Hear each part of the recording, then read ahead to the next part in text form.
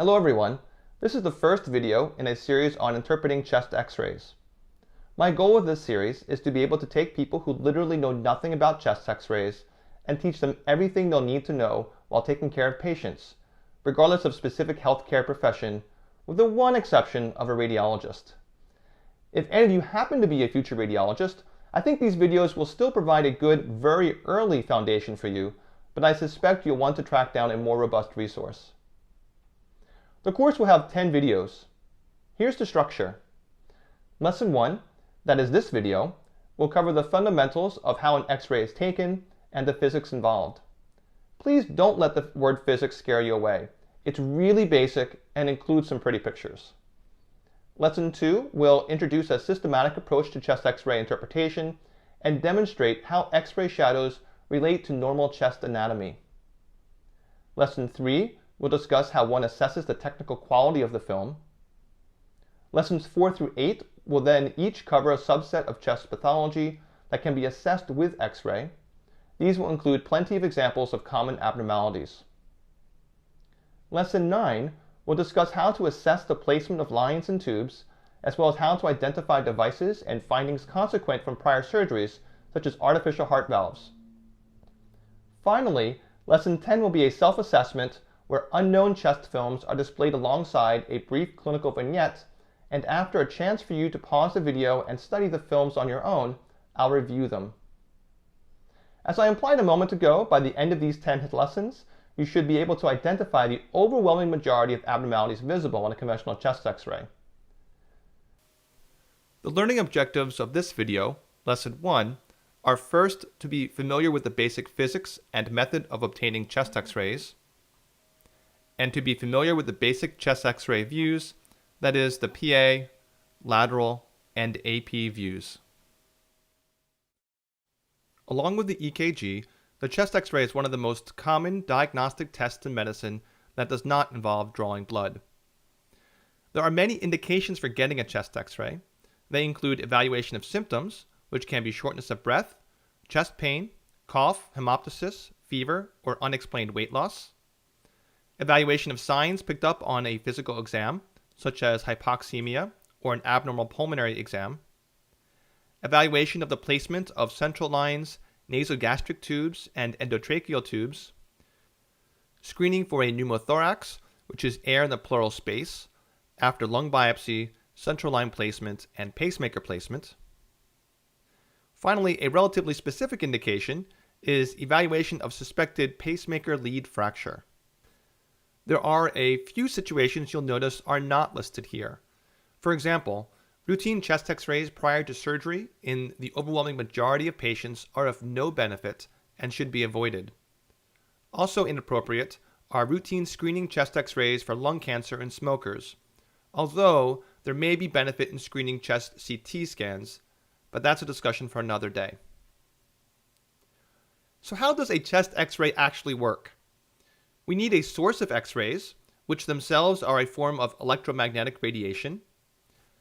X-rays are carried by photons, just like visible light, but have higher frequencies and thus higher energies, so they penetrate tissue much better.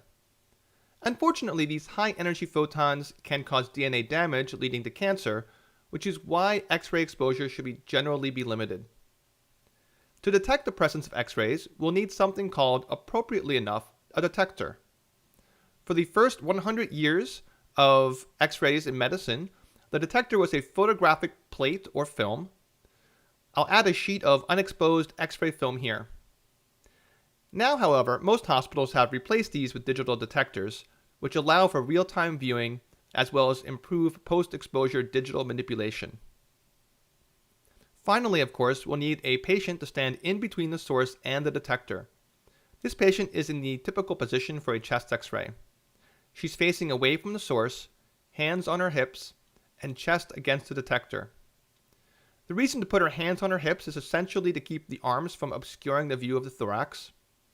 The reason she is standing in a way that intuitively seems backwards will be discussed in Lesson 5. Now we have our source, our detector, and our patient, so we'll turn on the X-ray for a very brief, predetermined length of time, and X-rays, that is high energy photons, will shoot out of the source. Some of these will pass right through the patient, some will be absorbed by the interposed organs and tissues, and some will be scattered. For the purpose of examining the X-ray film, it's actually the pattern of photons that are blocked which are of interest, as these create the shadows of the internal organs. So what are the factors that determine how many photons pass through a particular spot on a patient to reach the detector? In other words, the factors which determine shadow brightness. There are essentially three. The first is the density of the interposed tissue. Technically, this depends not just on the literal density as mass per unit volume, but also independently on the atomic mass of the particles in the interposed tissue. Let me show you some examples. So here is our table, and on it I'll place an empty glass jar. The jar is filled just with some air. On the far side of the jar is our photographic film. Notice that it starts off white. The X-ray source is then brought in. We fire some X-rays at the jar, which of course aren't in the visible spectrum like this might suggest. As the X-rays are traveling across the table, the ones that either pass around the jar or through the jar interact with the film. Here's what's left. Any part of the film where many X-rays struck has turned black. Parts of the film where no X-rays struck have remained white. And the parts of the film where a modest amount of X-rays struck show various shades of gray. Since air has a very low density, X-rays easily pass through the jar, and thus the jar appears empty on the film. Note that the metal lid has blocked nearly all of the X-rays, which has left a sharply demarcated rectangular patch of white unexposed film. Here's some more examples. Next, we can take a jar of water and do the exact same thing. Expose it briefly to X-rays, which also exposes the film behind it.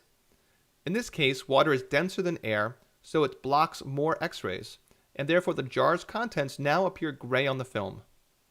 It's important to realize that even if the fluid in the jar is completely 100% transparent, it will still block X-rays and therefore look gray. The fraction of X-rays a substance blocks has absolutely nothing to do with its color or degree of translucency within the visible light spectrum. And now for a more interesting test subject, what happens when X-rays strike a skull? You can see that the resulting image is lighter than the jar of water, but not pure white like the image formed from the jar's metal cap.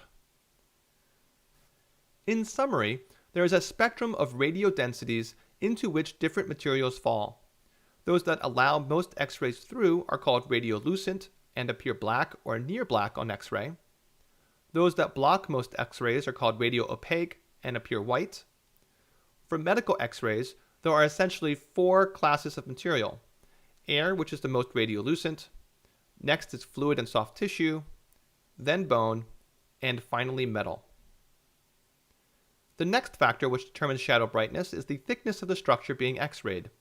If we take a single, relatively thin glass of water and expose it to X-rays, most will pass through, resulting in a very dark image on the film.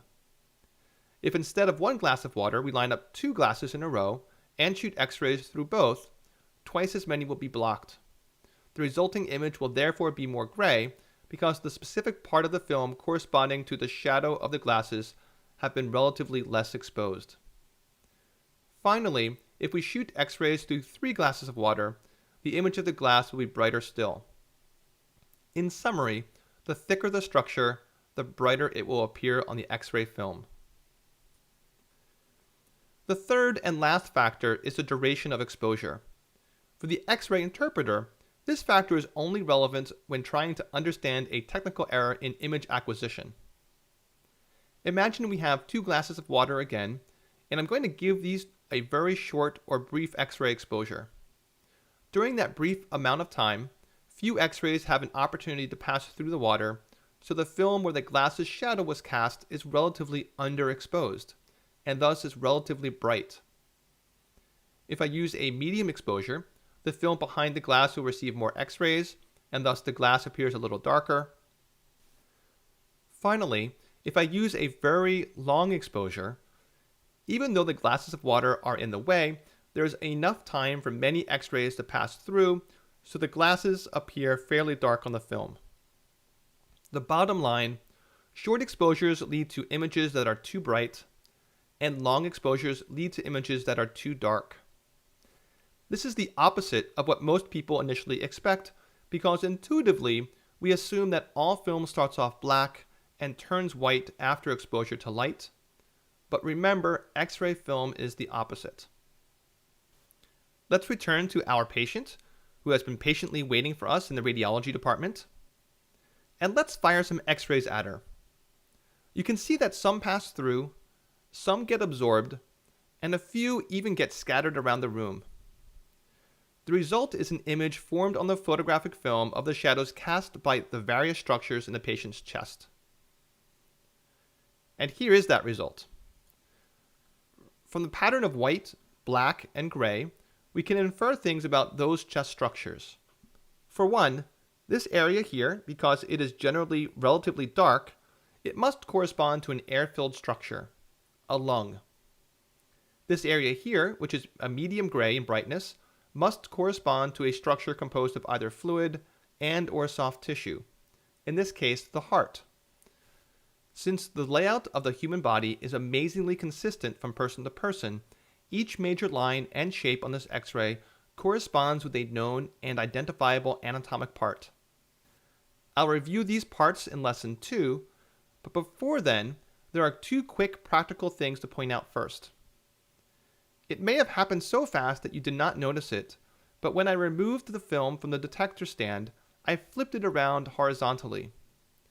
The consequence of this is that the left side of the film, as we are looking at it, actually corresponds to the right side of the patient, and vice versa. This puts the X-ray in the same orientation as if we were standing in front of the patient and looking directly at him or her. If that seems a little weird right now, it will probably feel intuitive after examining just a dozen or so examples. The second practical thing to mention is the idea of chest X-ray views. In radiology, the term view refers to the orientation of the person relative to the beam of X-rays. At this point, there are three views to know. The first view is the most important, and the one you've already been shown. It's called the PA view, which stands for posterior to anterior, meaning the X-rays entered the body squarely in the back and exited squarely out of the front. In most cases, the PA view will automatically be accompanied by the lateral view. As the term implies, the lateral view is the two-dimensional projection of the patient's internal structures as seen from the side. The PA view should be distinguished from another situation common in the hospital where patients may be physically unable to stand due to weakness, confusion, surgical wounds, or invasive tubes. In that circumstance, when the patient is in a hospital bed, a portable X-ray source will be wheeled into the patient's room. An X-ray film will be placed into a metal tray and slid behind the patient's back, and the X-rays will be passed through the patient front to back. This is formally known as the AP view, though more commonly known as a portable chest X-ray. AP films are inferior in quality to PA films for a number of reasons, some of which will be discussed in Lesson 3 and some in Lesson 5. That concludes this introduction to chest X-rays. If you found it helpful, please remember to like or share it. The next video will discuss a systematic approach to interpretation, as well as normal chest X-ray anatomy.